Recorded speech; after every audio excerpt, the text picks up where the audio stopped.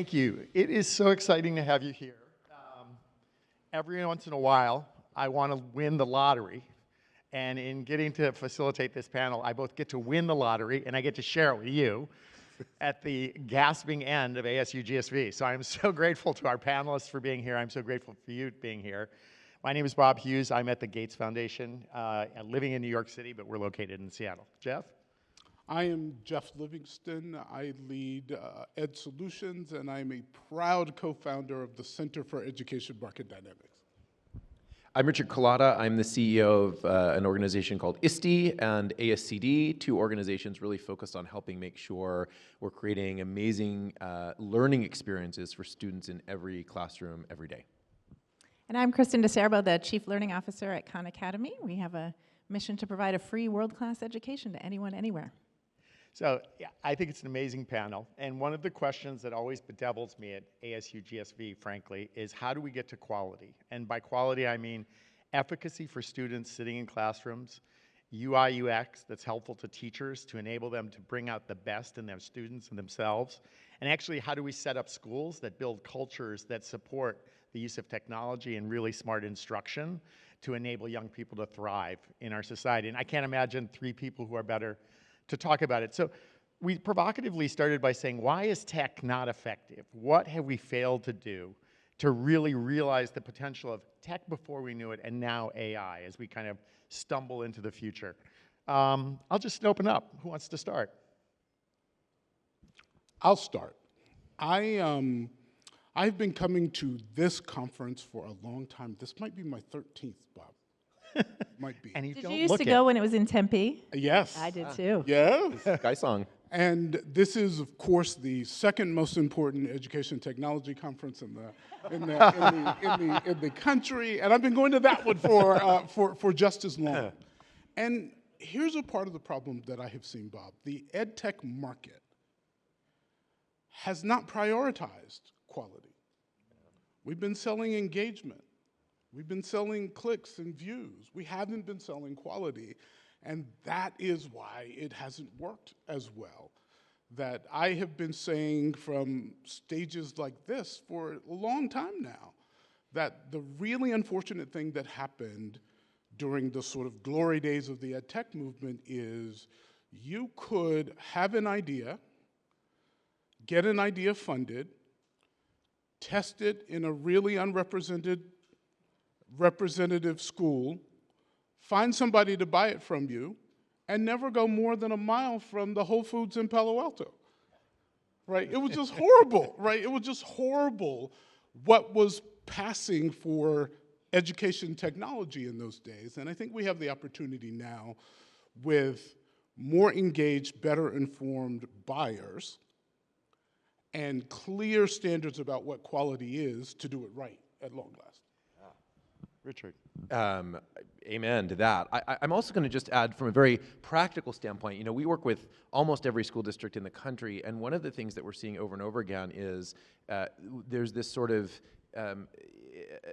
focus on these long-term impacts, right? What are how are we measuring long-term impacts? Which I'm not saying is a bad thing, by the way, don't misunderstand. But in a lot of other industries, the focus is actually on filtering on the front end. Right, and so I was talking about this. I'm a pilot. I fly planes, and you know, in the aviation industry, before you can put anything onto a plane, if it's a new piece of equipment, if it's a new map software, whatever it is, it has a whole series of baseline threshold meeting requirements that it has to do. It's not super onerous, but you got to check some boxes, and then we study, hey, does it make flying safe, or does it, you know, do whatever? We do a really terrible job of that in education, and if we do it at all, the burden is placed on districts to do it. So districts are doing all of this work. We did some research that showed that districts spend 40,000 hours reviewing tools and apps before they go in front of kids, which is crazy. In times, however many 12,000 districts there are in the US alone, that's a lot of time spent not helping kids learn. And so we believe, and we're actually working very hard to do this, that we need to be agreeing on a handful of elements, indicators that companies can show with their products, have them validated by third parties at the beginning before they ever go in the hands of students, and then from there, start your measuring. And I think if you do that, we're actually gonna find that this idea of like, well, there isn't really a significant, actually there's a lot of really good impact that technology makes if you filter out the crap at the beginning, just bluntly. Yeah, I think so. I think there's this piece of what does quality mean, and that set of things that you've identified include learning, but also include safety, Yep. and those other things that I think are really important in how we think about quality. I'm gonna build off Jeff. You said, you know, we're building for clicks and all of that, but I also think there's another piece that we aren't getting clicks. So when we have something that we know, we can show you the data, like this much practice leads to this much increase in student learning outcomes, but we're getting 10% of kids who get to that level of usage of those tools because there's so much out there in the space that I think it's hard to decide what to use, when to use, how do you implement it in your classroom in a way that gets to those outcomes. When we were in Arizona at this conference, I used to say that most education technology looks like what 50-year-olds think teenagers want to do. Yes. Now it looks like what 35-year-olds think teenagers want to do. That's better, but it's still not good, right? It's still, it's still not good. We're not even good at clicks. That's what There's a huge signal to noise problem, Yes. right? Yeah. Huge signal, and what stinks is when you do have organizations, you have companies that are building products and trying to do the right things and really trying to get them ready, have them research-based, all the things that we talk about. It's very hard for them to rise above because there's so much noise. And so I think that's another thing that I'd really like us to all be thoughtful about is how can we help when somebody is doing the quote-unquote right thing, right? When they're doing the work to get it right, that it's not so dang hard to find. Well, I want to just zero in on the noise, because I think that's a giant question, right? You know, Richard, you've talked about a very fragmented system. We've got an enormous number of consumers. We frequently have purchases that are not by teachers or groups of teachers, but dislocated from what teachers need and are thinking about. You know, and Jeff, you've been thinking a lot about markets and how you create signals. Talk to me, each of you, about how you're thinking about that signal and noise problem. And Kristen, I'm going to just prompt you a little bit, but you'll take it wherever you want to go. What I'm so excited and interested about Con and Conmigo, amongst many things, is that you're really actively involving the consumer and thinking about this to get to Jeff's problem. Like, it needs to work for an 8-year-old. It doesn't need to work for a 35-year-old. And it's unlikely we'll ever get 35-year-olds to do it in the first place.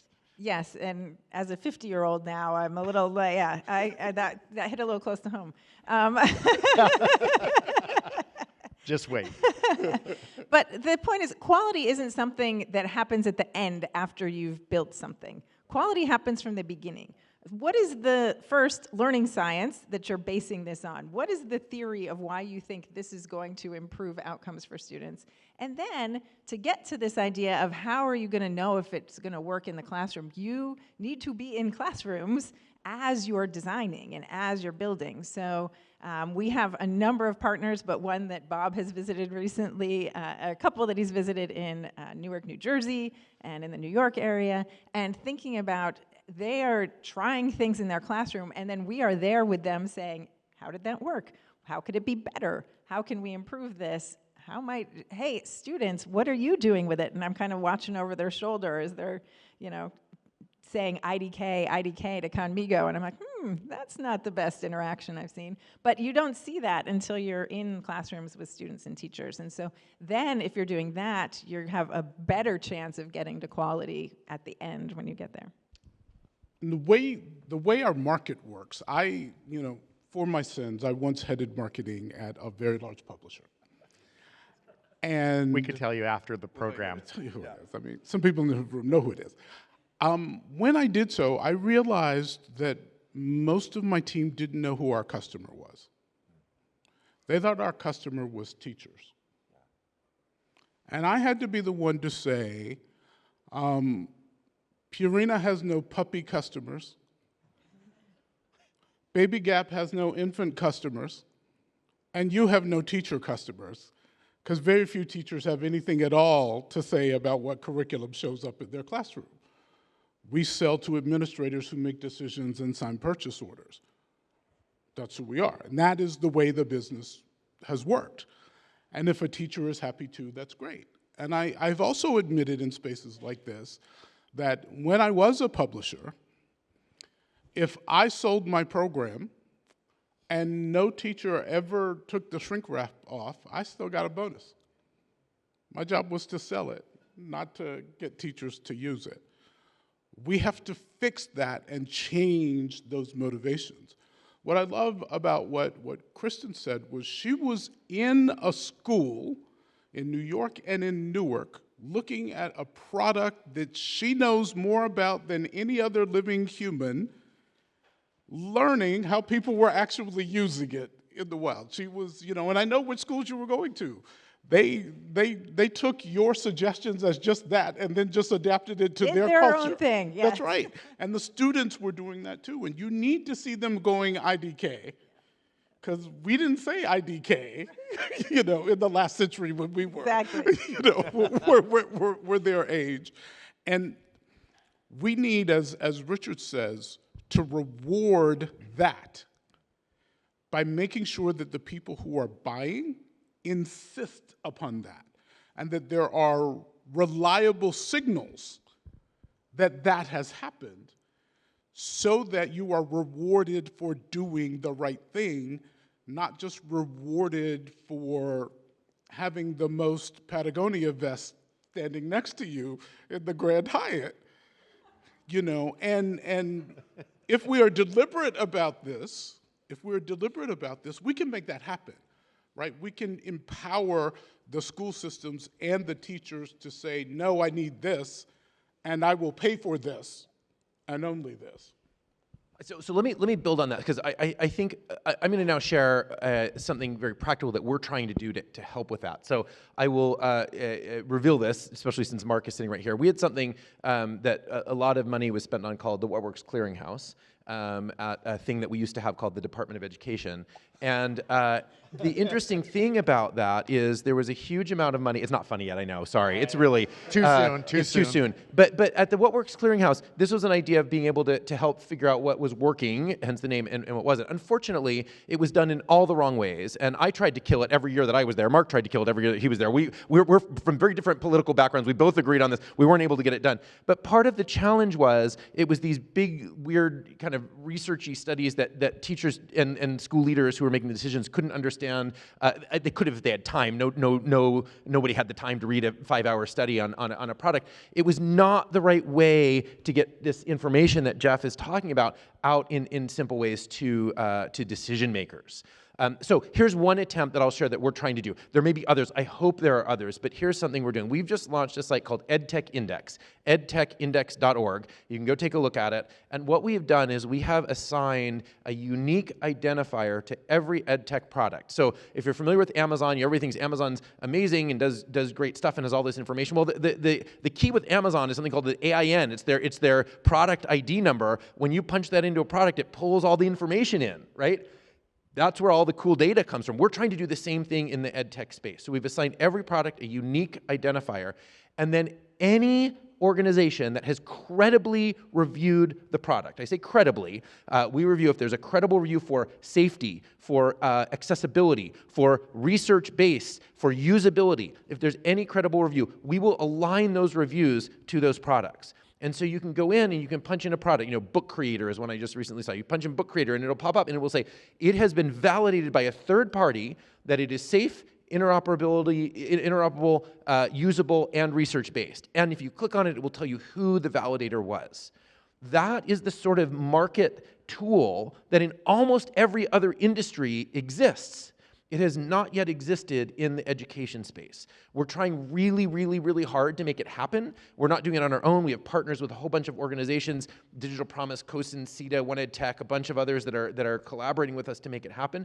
But our hope is that if we can just get more transparent about the data, it'll be easier to make some of these decisions without spending hours and hours and hours reading information that's really confusing.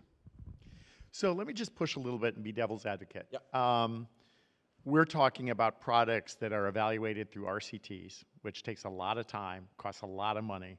Lots of people claim they do them really poorly, point one. So I wonder if you can actually get to a viable airplane through an RCT process, or what other process you might need to start to validate enough to move.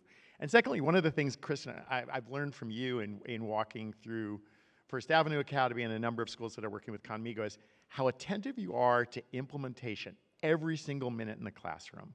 And I've watched, honestly, 50-minute periods fall apart and result in 15 minutes of instruction when there's a broken protractor. And we have 47 different products in schools. Many of them, as Jeff said, sit in shrink wrap. Like, how are we gonna get to notions of quality that are widely held, particularly in environments where teachers don't pay attention to what we do, they listen to other teachers? There was a lot there, so take it wherever you wanna go. Absolutely. So I think the difficulty is, so I'll say probably 6 weeks after we launched Conmigo, I got the first person asking me if we had an RCT on whether Conmigo was impacting random, learning outcomes, and I was like, it's been 6 weeks, and I get that people want that standard of evidence and what that is, but there's so much variability in classrooms and so much variability in how things are implemented.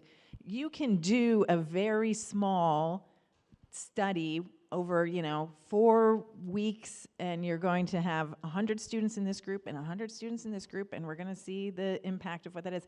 That's not going to generalize into the real world of instruction and what people are doing. So we have, on purpose, spent this first year and a half thinking about the implementation.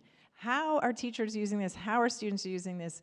And what do we think are the ways that we think are likely to have those impacts, so that by the time we get to running those really big and expensive studies, and we want to do them on thousands and thousands of kids, we're doing it in a space where we feel like we understand what's happening in classrooms, and we can capture some data about that along the way, not just what is their final test score.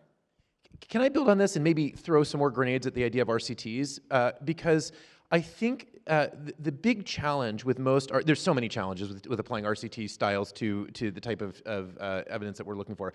But let me just share two. One is the challenge that they largely don't take into consideration context, right? And so my good friend and former boss, Jim Shelton, used to always say the biggest problem is that the RCTs on EdTech show that nothing works anywhere because nothing works everywhere. Right? Because we do these sort of, try to be like sterile and be like, well, it shouldn't matter the context, it should just work anywhere. But we know that's not true. We know that a tool or an app that may work very well in a case where you have an experienced teacher with deep content knowledge in certain populations, where it doesn't work in a context where you have a teacher with limited knowledge dealing largely with English language learners, right? Like context matters, and RCTs just don't take that into consideration enough. But the other challenge is they are intentionally designed to measure something that is inherently stable, right? So how many of the apps and tools, we just, some of you were out here looking at these apps, or the other day here at the air show down the road, right? These are apps where like every night they're rolling out new features and figuring out what's, what it's gonna look like, largely based, a lot of those apps are just kind of prompts sitting on top of an LLM. And so anytime one of the LLMs updates, bam, all these new features. So whatever you were studying 8 months ago when you started this study doesn't even matter because it's not in the program anymore, right? So it's just this weird misalignment. Now, what that doesn't mean is there isn't ways to collect evidence, right? There's lots of ways. The first, as you keep hearing me say, is don't even think about measuring impact if you haven't at least measured to make sure that the inputs are right. We know that a lot of things need to exist before you should ever put it in front of a kid, so start there. And then the second is you can use some of these digital technologies to instrument, right? To be able to pull, you all do a great job of this, to be able to pull data about what's working. That's a far better way to instrument and to show evidence of a tech product than an RCT that will tell you that the product that doesn't exist now was good 3 years ago.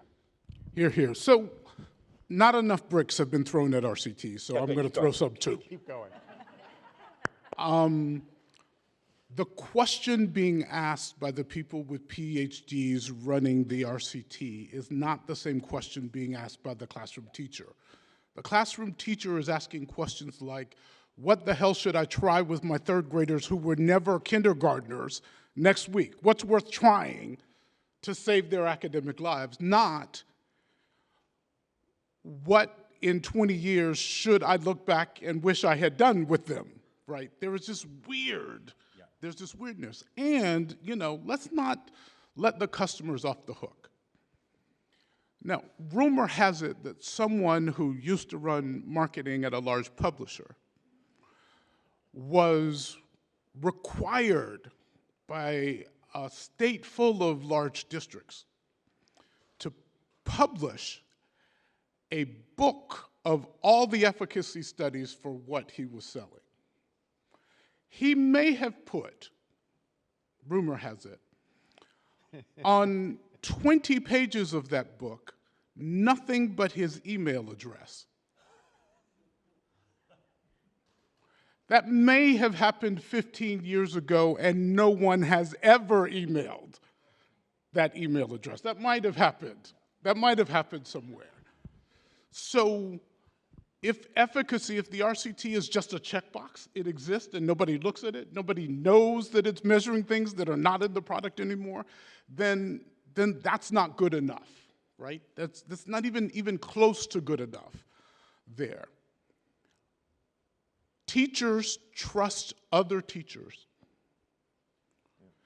Teachers trust only other teachers. They don't care what the senior professor at the university thinks about this. They care if Mr. Johnson, who is teaching students just like mine across town, had some efficacy, then that is worth trying. So we have got to be able to share those signals better, faster. We have got to say, this is worth trying, and you will help us get it better. I have tried several times to help developers and researchers come up with test beds in order to test, and teachers keep saying, I do not have time to play these games with a tenure committee. I have kids whose lives are dependent upon whether I can teach them fractions this year, right?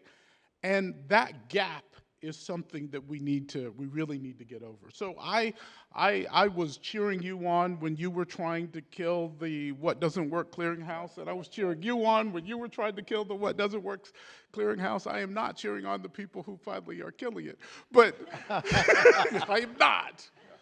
But we do at least get to build back.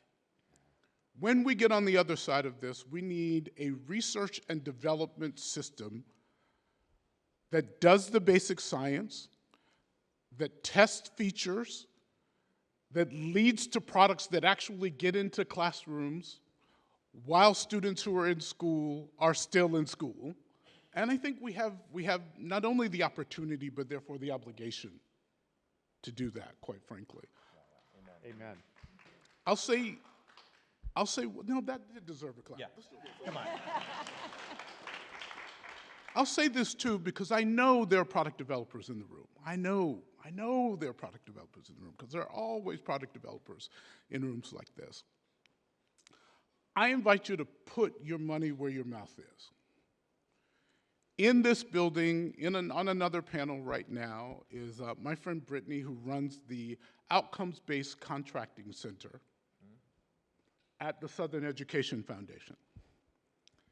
If you believe your product works, then enter into a contract that says, this is the basic price, and if we meet the standards that we agree upon, this is the higher price. Do that, right? Put your money where your mouth is. And if you do that a couple of times, then teachers will start telling other teachers, and administrators will start telling other administrators. And I believe, as a student of markets, that is more important to getting the good stuff to the kids than one set of PhDs telling another set of PhDs that, you know, I actually saw that book that someone may have published in a superintendent's office on a bookshelf last year. I was looking at it and I was like, oh, that's what that is. And, and I walked and I saw, oh, okay, the dust, right. Really do that, right? Let's leverage those market forces. If you believe you have built a better mousetrap, get paid for whether it catches mice. Gosh, I feel like I'm in church. I am so glad you're here. Let's flip the switch a little bit. You're on the other side of the table. We're with developers. I would love to challenge ASU+GSV to next year have a third of the audience be teachers and students. A colleague walked through the air show with his son on Sunday, and he would lean over and say, "Dad, this will never work. They're not thinking about this and this and this." And I think we just need to kind of build on Kristen's point, think and listen much more. One of the things we've been noticing at the foundation, if you haven't heard, we're really into math for the next decade. And one of the things we're really paying attention to is, what do users say are the challenges they face in the classroom? So don't design the product in the absence of the use case. Understand what the use cases are, understand the barriers in the classroom to implement those uses, and then really study the heck out of it. Example, Los Angeles, 50% of the teachers we surveyed say they're really uncomfortable dealing with kids 1, 2, 3, or 4 years behind. Hey, guess what? That's 80% of the students that we care about. And we aren't seeing products, groups of products, interoperability, playing and trying to address that need. And if we don't start to pay attention to that, we're going to continue to bombard product and see no efficacy. And we're going to lose the teachers and administrators we need, because they're going to burn out. They're not going to use this. We're going to get more resistance to the kinds of transformational change that we need in classrooms. But let me switch. You're on the other side. You're a buyer in a district, and you really deeply believe in your teachers, you understand your context, and you're thinking about efficacy. How do you wade through all that noise to find the signal you need? Look, I think you bring a really good point, which is we have not done enough. We're talking a lot about building better products. We also need to build better buyers, right? We haven't done enough to help them have more meaningful conversations. Let me share one example of something that we're testing this year. And I have a bunch of people saying, this is a crazy idea, you may go out of business for it. And I'm like, it's the right thing to do, we're gonna take the chance. So we have this weird conundrum, this really weird thing that happens in events. We have events like ours. So Jeff mentioned a minute ago, we have this event called ISTE Live. It's a great event. You all shall come. It's in San Antonio in end of June. I just got a little plug in there for that. But the reason I'm mentioning that is we have all these events that have some version of an expo floor, an expo hall, right? And we do too. ISTE Live, we've had it for years. And we sit in our high and mighty conversations here, and all these panels are and go, oh, you shouldn't, you could put apps in front of kids if they haven't met blah, blah, blah, and all the things that they're supposed to meet. And then we go around and say, do you know what the requirement was to be able to show an app at the ISTE Expo Hall? Paying your bill on time. That's it. We'd take anything, as long as you pay the check, we'll put you a slot on the floor. How can I sleep at night if we're doing that? And so we made a change this year. It's the first year where we've now said, and we're doing carrot and stick. So this year it's carrot. We're saying, anybody who can demonstrate that they have validated, they've gotten some efficacy, some validation, either on the front end, they've validated for some of the areas that we've talked about, or any impact measures of their products, get preference for when and where they get to show on the floor. Nobody has ever done that in an education event before. And now our hope is that's year one. We're going to notch that up next year, a little more. To the point is, we want to make sure that there won't be anybody who can get onto our expo floor if they haven't at least demonstrated that their app has reached a certain level of quality. That is not happening anywhere else in the entire world that we've been able to find up until this point. And that's insane. And so we hope that that will be a way that we can help. And the other thing that we're doing this year is that we're actually putting information on the expo floor that are tips for asking better questions for those buyers coming through. Here's a question you might ask. If they ask how it works, ask it in a more specific way. We are trying to train people we're literally giving them little pieces of paper, like little cue cards. We're feeding them with lines, right, to ask better questions. And I hope it's a small shift, but I hope that will start to get a little bit better at taking more seriously this process of figuring out what's really a good product and what isn't. I did call this the second most important education technology conference. I did say that. I didn't. And I think that those question guides, you know, there are a bunch of math adoptions happening in the next few years here. There was a campaign called HQIQ, High Quality IQ, that is helping people who go onto that floor ask questions about the quality of the math program, ask specific questions about specific features designed for specific students. That work might be being funded by a large foundation that cares a lot about math, might be. But maybe those kinds of market signals that help people be better buyers, ask the right questions, make it harder for people like I used to be, who I was really good at selling vaporware. It makes it harder. And it changes the market dynamics, and it makes you end up having to be nearly as good as Kristen is to get taken seriously by real customers on those things. And I think that is how we do it, Bob. I think that's how we do it. We help people get smarter, because when educators find what they want, they will tell other people. Now, I have to push back at you a little bit. No. And I know that surprises you a lot, Bob. When Kristen and I were in Arizona at this thing, they used to round up teachers and bring them to this thing. They hated the hell out of this conference. I literally watched 50 teachers leave Scottsdale and go to the Grand Canyon in the middle of this conference a decade ago. I used to do that at Gates convening. I was about to say, only some teachers want to be here, making sure that the ones who want to be here are here in more abundance. But just teachers, they liked the air show because it was like, show me some new stuff, let me ask some questions. But they have a very, very low Patagonia vest quotient, the tolerance level that they can Point taken. Totally agree. I think on this evidence piece, to get like a little in the weeds on it, it is a tough problem because it is easy to look like you have evidence. You can, here's your one-pager, look, there's a bar chart here, and it seems there's one bar that's low and there's one bar that's high. And an email address. That's okay. Found book full of email addresses. Right. There's also a lot of things like this will produce 6 months more of learning. If you talk to anyone who's a statistician or works in thinking about how we get those kinds of numbers, everyone will tell you those kinds of grade level estimates are completely crap, frankly. Like, you can't say that in any way that's meaningful. But that sure sounds good. And I have talked to the people in the marketing departments when I maybe used to work at a publisher who were like, we have to say this. Somehow get us a number we can say about how many months growth of learning students will have. And I was like, they're like, that's what people want to hear. And it doesn't mean anything. And so it is the case that the people that are really doing this right are doing it in ways that aren't really clearly communicatable to other people, and we've got to keep thinking about how to build a bridge so that people can see through just the kind of gauzy evidence to what's real and what isn't. That's really helpful. And I just want to call out Khan.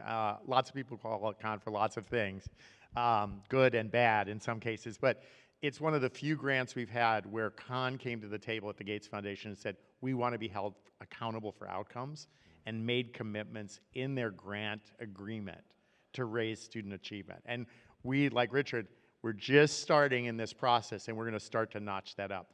Final question from me, and then just an opining on AI. But one of the things we don't talk about in instructional materials is whether they're motivating, engaging, and lead to student persistence. And that's part of the quality conversation that I haven't heard a lot of. And Lawrence Holt, a colleague to all of us, has really talked about the 5% problem, particularly in digital materials, where kids will, if they have the full dosage, they'll do fine, but most kids aren't getting the full dosage. And one of my theories, and I just want to test this out for all of you, and I'm going to choose my language very carefully, is motivation absolutely requires that you pay attention to the history and experience of young people that tool is designed to meet.